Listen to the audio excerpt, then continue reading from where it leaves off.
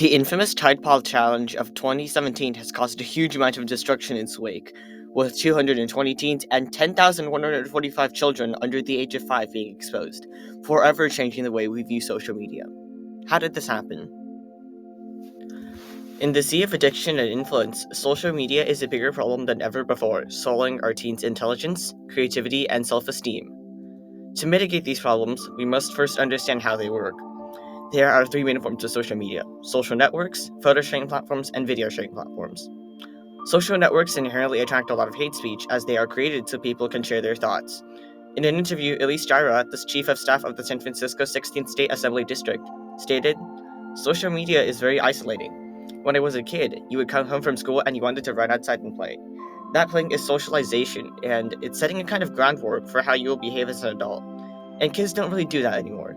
They come home and they go straight to their screens and on social media, and they're getting a very skewed view of the world." Photo sharing platforms cause just as much harm. Users feel the need to look perfect, so they mimic popular influencers, depriving themselves of their own flair and style. The fear of bad comments is also very common on photo sharing platforms. Finally, video sharing platforms. Hate speech is extremely prevalent on these platforms, causing anxiety, depression, and a whole host of negative effects. Unintelligent and often dangerous challenges trigger FOMO, or the fear of missing out. This, combined with peer pressure, can cause any person to be sucked into the challenge. Doom scrolling, an issue on social media, is also the most severe on video sharing platforms. According to UNC Health Caldwell, doom scrolling can be dangerous to our mental health as it reinforces negative thoughts and feelings. It can worsen existing mental illnesses such as anxiety and depression and increase panic and worry. Though social media has many problems, not all hope is lost. Elise Gyra and Assemblywoman Barbara K. Hahn of the 16th San Francisco Legislative District recently proposed Proposition AB 56. She says, AB 56 says that social platforms need to disclose a Surgeon General's warning. Whatever the current information on social media's detrimental effects on mental health is, it will be displayed on the first login and once every week.